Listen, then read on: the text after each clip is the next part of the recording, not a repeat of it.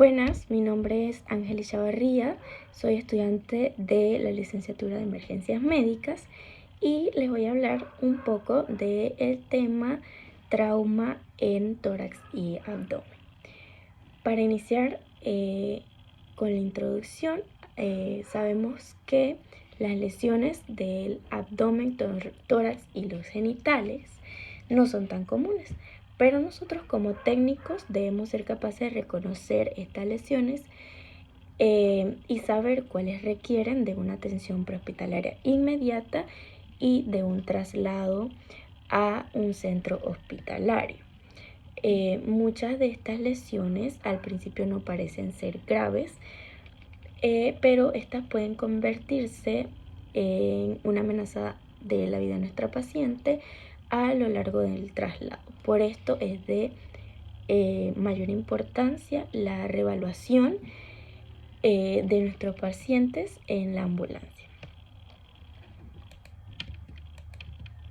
Las lesiones en el pecho, el tórax puede lesionarse de varias maneras, lo que está en traumatismos cerrados, traumatismos penetrantes y traumatismos comprensivos. Los traumatismos cerrados pueden causarse por alguna fractura en las costillas, el esternón y algún cartílago. Pequeñas secciones o grandes secciones del tórax pueden llegar a colapsarse y lesionar los pulmones, además de grandes vasos como la aorta y la vena cava, y también el corazón puede sufrir alguna de estas graves lesiones. En los traumatismos penetrantes se dan por objetos como balas, cuchillos, piezas de metales, varillas de acero o tubos. Estos objetos penetran la piel o la pared torácica, dañando los órganos internos y afectando la respiración. El traumatismo compresivo se desarrolla a partir de un traumatismo cerrado grave en el que el pecho se comprime rápidamente, como cuando el conductor se golpea el pecho con el volante del auto, o también cuando una persona queda atrapada en algún derrumbe. El esternón y las costillas pueden llegar a fracturarse, el corazón puede sufrir una compresión severa y los pulmones pueden llegar a colapsar. Las lesiones torácicas cerradas. En esta lesión la piel no se ha roto y puede llevarnos a pensar que la lesión del paciente no es grave. Sin embargo, las lesiones sufridas por traumatismos cerrados y por compresión pueden causar contusiones, lacerar el corazón, pulmones y vasos importantes, como lo habíamos mencionado.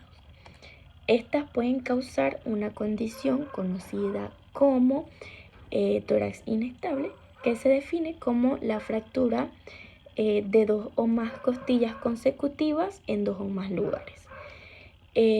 Un factor importante para recordar incluso más el número de costillas fracturadas es que esta lesión deja una parte de la pared torácica inestable, como bien se llama, lo que afecta que la respiración se vea complicada por una reducción de la expansión pulmonar. Esto puede llevarnos o llevar al paciente a una respiración cuádruple o a una hipoventilación, debido a que el segmento fracturado no está conectado. Este es libre de moverse de forma independiente. Como vemos en las imágenes, a la hora de inhalar, el paciente hace una presión negativa, lo que atrae el aire hacia los pulmones, haciendo de que el pecho del paciente se mueva hacia adentro. Esto crea también una presión que empuja el aire hacia afuera de los pulmones, que es la presión positiva y se da cuando el paciente exhala. Por lo tanto, el movimiento del segmento fracturado es opuesto al movimiento del resto de la cavidad torácica y esto se conoce como un movimiento paradójico. En la evaluación del paciente con trauma inestable, este tendrá un mecanismo de lesión como la dificultad respiratoria, dolor en el sitio de lesión y signos probables de shock e hipoxia. El movimiento paradójico es característico y puede ser difícil de observar a las primeras etapas de la lesión, ya que los músculos de la pared torácica se tensan y esto entablilla naturalmente el área. Este endurecimiento muscular, combinado con los esfuerzos necesarios para respirar, eventualmente harán que nuestro paciente se vuelva fatigado. A su vez, esto hará que el segmento fracturado se vuelva más visible y tengamos que darle ventilaciones auxiliares a nuestro paciente. Cuando el segmento fracturado sea visible, también puede ser un signo tardío, ya que aparece una vez que el paciente se cansa y se debilita. En la atención al paciente se debe realizar una evaluación primaria, tratando de identificar el segmento fracturado lo antes posible, ya que representa una amenaza para la vida de nuestro paciente. Se debe administrar oxígeno. Si el paciente respira de manera inadecuada, se debe proveer ventilaciones. Se utiliza un vendaje para estabilizar el segmento. La cinta o el vendaje que se use no debe rodear el tórax ni interferir con los movimientos de expansión naturalmente del tórax. Se debe vigilar cuidadosamente al paciente, observando la frecuencia y la profundidad respiratoria del paciente, ya que si algunas de estas respiraciones se vuelven demasiado superficiales, como ya se dijo, se debe proporcionar las ventilaciones auxiliares. Bien, las lesiones del tórax abierto. Este término de pecho abierto generalmente significa que no solo se rompe la piel, sino que también se penetra la pared torácica. Por ejemplo, cuando un paciente tiene una herida por una arma de fuego o por un objeto punzocortante como un cuchillo. El objeto puede atravesar la pared del exterior, pero una fractura de costilla puede penetrar la pared desde el interior. Puede ser difícil saber si se ha penetrado la cavidad torácica mirando solamente la herida, y es muy importante no abrir la herida para determinar la profundidad de la misma.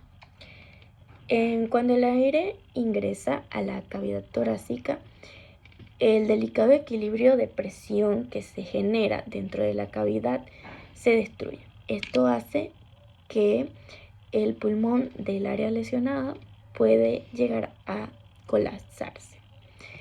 Las imágenes que coloco aquí, como vemos, la primera es de un paciente que ha tenido una herida de arma blanca, y la segunda es por un arma de fuego. En la evaluación del paciente con herida torácica abierta, se utiliza mucho cuando la cavidad torácica está abierta a la atmósfera el término herida torácica de succión. Se debe a que cada vez que el paciente respira se puede aspirar el aire por la abertura o la lesión, En estos pacientes se desarrollará una dificultad severa para respirar y debemos tener en cuenta que el objeto que penetra la pared torácica puede haber dañado también gravemente alguno de los órganos. Los siguientes signos indican una herida de succión en el pecho. Principalmente debe haber una herida evidente en el pecho. Puede haber o no el sonido de succión característico asociado que puede ser como una boca abierta, por ejemplo. El paciente también lo podemos encontrar jadeando. En la atención a este paciente se inicia con el XABC, manteniendo siempre la vía aérea abierta, y se debe proporcionar soporte vital básico si es necesario. Se debe sellar la herida torácica abierta lo más antes posible. Si es necesario, también usamos nuestra mano enguantada para hacer presión sobre la lesión. Se aplica un vendaje oclusivo para sellar la herida. Este vendaje debe tener por lo menos 2 pulgadas más ancha de la lesión, y si hay un orificio, ya sea de entrada o de salida, ambos se deben aplicar vendaje. Se administra oxígeno de alto concentramiento a nuestro paciente, se atienden los signos de shock y se le da transporte inmediato a nuestro paciente. Bien, hablaremos un poco de los apósitos oclusivos y de válvulas de aleteo. El cuidado de una herida torácica abierta implica la aplicación de un vendaje que permita el escape del aire y a su vez evite la entrada de aire en el tórax. Estos apósitos son llamados oclusivos o apósitos de válvula de aleteo y por lo general consisten en pegar el apósito en el lugar y dejando un lado o esquina del mismo sin sellar. A medida que el paciente inhala, como lo vemos en la imagen, la primera, el paciente está inhalando, lo que hace que el vendaje se selle y no permita que el aire entre a la cavidad torácica. Y en la segunda vemos que nuestro paciente está exhalando, por lo tanto en una de las esquinas que no está sellada, el aire que está atrapado en la cavidad torácica sale.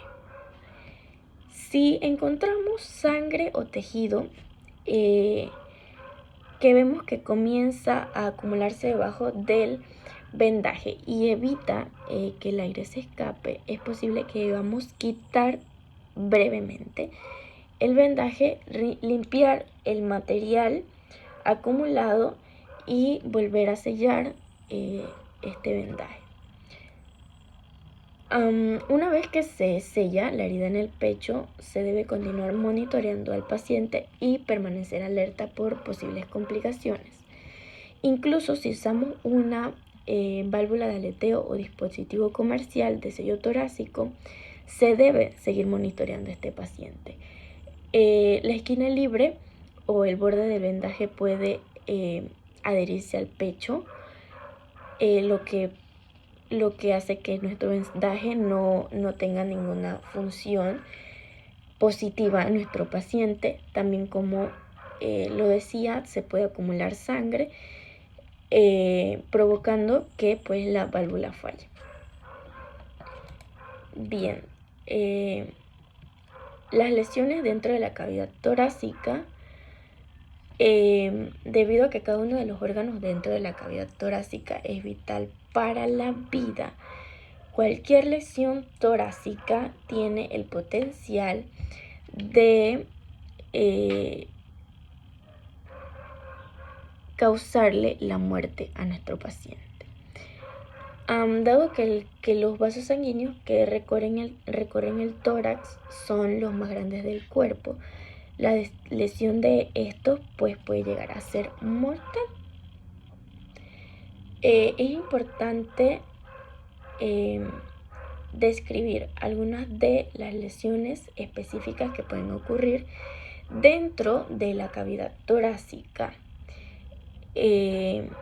Los signos y síntomas de diferentes lesiones torácicas medios se suponen que por lo que posible puede relucir una posibilidad en lugar de determinar un problema exacto del paciente. Algunas de estas lesiones son el neumotórax y neumotoraxatección, el hemotórax y hemoneumotórax, la asfixia traumática y taponamiento cardíaco y la disección aórtica. Bien, el neumotórax y tórax atención se produce cuando entra aire en la cavidad torácica, causando un posible colapso del pulmón. El aire entra a través del pulmón perforado o ambos pulmones pueden ocurrir a este evento. El neumotórax atención se encuentra con mayor frecuencia cuando el traumatismo de tórax cerrado o después que se haya aplicado el vendaje oclusivo o sellado de la herida. Los siguientes son los signos y los síntomas más comunes del neumotórax. Se presenta con dificultad para respirar, movimientos irregulares de la pared torácica y reducción de los sonidos respiratorios en el lado afectado del tórax. Para esto debemos hacer la evaluación con un estetoscopio. Los signos del neumotórax detección incluyen un aumento de dificultad respiratoria, indicaciones de un desarrollo de shock, incluido un pulso rápido y débil, cianosis y sangre baja o presión sanguínea baja debido a la disminución del gasto cardíaco que se efectúa. Las venas del cuello pueden estar distendidas, puede existir una desviación traqueal hacia el lado no lesionado, que es un signo tardío y difícil de observar en estos tipos de lesión. También los signos respiratorios estarán reducidos o ausentes en el lado del tórax afectado. El hemotórax y hemoneumotórax. El hemotórax es la condición en que la cavidad torácica se llena de sangre y el hemoneumotórax es la combinación de sangre y aire en la cavidad torácica. El hemotórax puede ser causado por laceraciones dentro de la cavidad torácica y pueden ser producidas por objetos penetrantes o costillas fracturadas. La sangre fluirá hacia el espacio o alrededor del pulmón, logrando que colapse y el paciente experimenta una pérdida de sangre, lo que probablemente lo lleve a un estado de shock. En estas imágenes podemos ver aquí el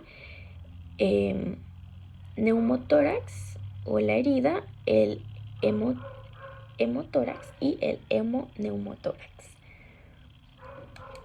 Bien, tenemos también la asfixia traumática, que se asocia con la compresión súbita del pecho.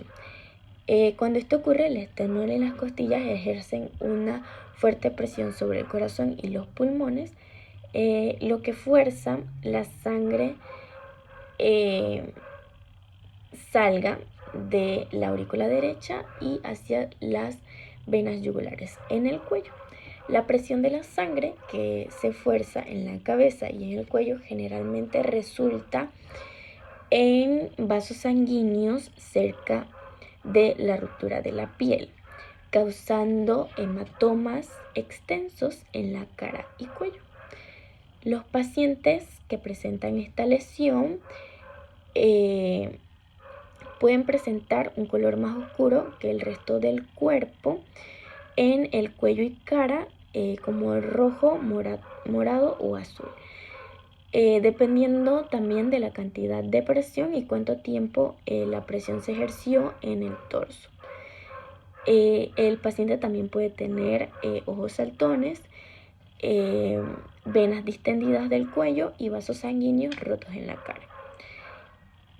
Los signos potenciales comunes de la asfixia traumática pues son venas del cuello distendidas, cabeza y cuello y hombros de un color azul o morado, ojos inyectados en sangre y saltones, lengua y labios hinchados y azules y deformidad torácica, como la imagen que vemos aquí, que nuestro pacientito tiene pues el área de su cara de otro color diferente al resto del cuerpo. El taponamiento cardíaco, esta lesión es cuando el corazón hace que la sangre fluya hacia el saco pericárdico, comprimiendo las cavidades del corazón hasta el punto de que ya no se llenan adecuadamente. Por ejemplo, retorciendo la sangre de las venas.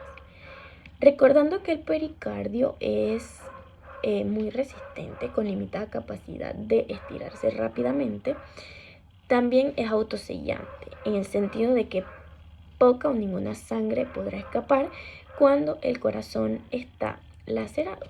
Los pacientes que experimenten un taponamiento cardíaco generalmente tendrán las venas del cuello distendidas y el paciente presentará signos de shock y una presión de pulso estrecha. Los signos más comunes son las venas del cuello distendidas, pulso débil, presión arterial baja y presión del pulso en constante disminución. Para esto debemos estar pendientes de la presión sistólica y la diastólica. Bien, la disección aórtica. Este trauma puede causar lesiones en la aorta, la arteria más grande del cuerpo, y el daño a este gran recipiente de alta presión provoca un sangrado masivo que a menudo es fatal. Los signos más comunes son el dolor torácico desgarrante que se irradia a la espalda, diferencias en el pulso o la presión arterial entre las extremidades derecha e izquierda o entre los brazos y piernas. Puede presentar una masa pulsátil palpable si la aorta abdominal está involucrada, y el paro cardíaco en nuestro paciente. La atención al paciente, pues el tratamiento es el mismo para todos los tipos de lesiones mencionados anteriormente. Se debe mantener una vía aérea abierta y estar preparados para aplicar una posible succión. Administrar oxígeno de alta concentración, seguir los protocolos locales en cuanto al tipo de vendaje preferido para cualquier herida abierta.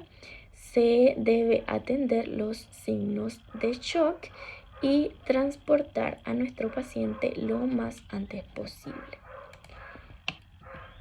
En las lesiones abdominales, estas pueden llegar a ser abiertas o cerradas.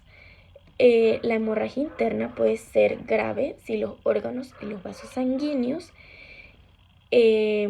principales se laceran o se rompen. Puede producirse reacciones muy graves y dolorosas cuando el órgano hueco se rompen y su contenido se filtra hacia la cavidad abdominal. Las heridas penetrantes en el abdomen pueden ser causadas por objetos como cuchillos, picahielos, flechas, vidrios y metales retorcidos en accidentes de tránsito, entre otros.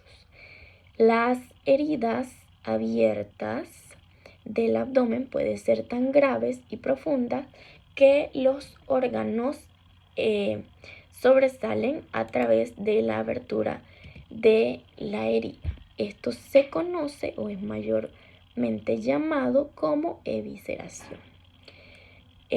Los órganos afectados en esta región son el hígado, el vaso, el estómago y el intestino delgado o grueso, la vesícula biliar y la vejiga urinaria. Si alguno de estos órganos se lesiona, a menudo derraman, como habíamos mencionado, el contenido en la cavidad abdominal, lo que conlleva a una irritación severa y a menudo a una peritonitis. El hígado es el órgano más lesionado con mucha más frecuencia debido al tamaño y la posición en que se encuentra. También es muy vascular, por lo tanto cuando se lesiona puede sangrar profusamente y a menudo llegar a un punto de que la sangre perdida amenace la vida de nuestro paciente. Otro órgano también muy vascularizado es el vaso y al igual que pues como decíamos el hígado puede causar una pérdida potencial de sangre que puede ser mortal. En esta imagen vemos que nuestro paciente tiene una evisceración posiblemente de el intestino. Vamos a los signos y síntomas de las lesiones abdominales. Estos, por decirlo, los más comunes pueden ser un dolor que a menudo comienza como un dolor leve, y luego se vuelve intolerable rápidamente. Es acompañado de calambres, náuseas, debilidad. El paciente puede presentar sed. Deben haber laceraciones y heridas evidentes en el abdomen, la pelvis y la parte media y baja de la espalda o el tórax cerca del diafragma. Hay indicadores del desarrollo del shock, incluyendo la inquietud, piel pálida, fría y húmeda, respiración rápida y superficial, un pulso rápido y presión arterial baja. Aunque a veces los pacientes con lesiones abdominales que tienen dolor extremo muestran una presión arterial elevada. También el paciente puede toser o vomitar sangre. El vómito también puede contener una sustancia que parece café molido, por decirlo así, y es lo que es sangre parcialmente digerida. Se presenta el abdomen distenido y el paciente también trata de estar muy quieto, con las piernas levantadas, y esto es un esfuerzo que hace él mismo para reducir la tensión en los músculos abdominales. Bien, la atención de nuestro paciente con lesiones abdominales. Algunos de estos pasos se aplican tanto a lesiones abdominales cerradas o abiertas. Empezando que debemos estar atentos a los vómitos y mantener abiertas las vías respiratorias. Debemos colocar al paciente boca arriba con las piernas flexionadas a la altura de la rodilla para reducir el dolor, relajando los músculos abdominales. Debemos administrar oxígeno de alta concentración. Debemos atender los signos de shock no administrar nada al paciente por vía oral podría inducir el vómito o pasar a través de las heridas abiertas en el esófago, el estómago o el intestino y entran a la cavidad abdominal. Se debe controlar constantemente los signos vitales, transportar lo antes posible a nuestro paciente.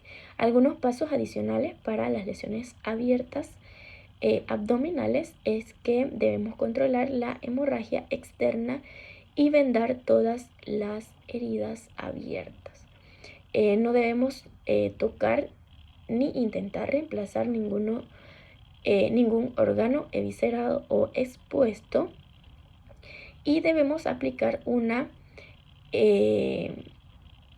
vendaje estéril humedecido con solución salina sobre el sitio de la herida. No debemos retirar tampoco ningún objeto empalado y debemos estabilizarlos con vendajes voluminosos. Dejar en las piernas del paciente en la posición en la que lo encontramos para así evitar movimientos musculares que puedan mover el objeto empalado. Bien, para finalizar voy a explicar un poco más estas imágenes que son el manejo que debemos darle a nuestro paciente. Primero que todo, como lo dice el título, debemos tener las precauciones estándar. Número 1, se debe cubrir la herida vendada para mantener el calor con cinta o corbatas atadas arriba y abajo de la posición del órgano expuesto. Siguiente, debemos cortar la ropa de la herida. Número 3, debemos empapar un vendaje estéril con solución salina. Siguiente, debemos colocar el vendaje humedecido sobre la herida y, de ser necesario, puede volver a humedecer el apósito con más solución salina estéril para mantener el órgano y evitar que se seque. Y por último, debemos aplicar un vendaje oclusivo sobre el vendaje húmedo si alguno de nuestros protocolos lo indican.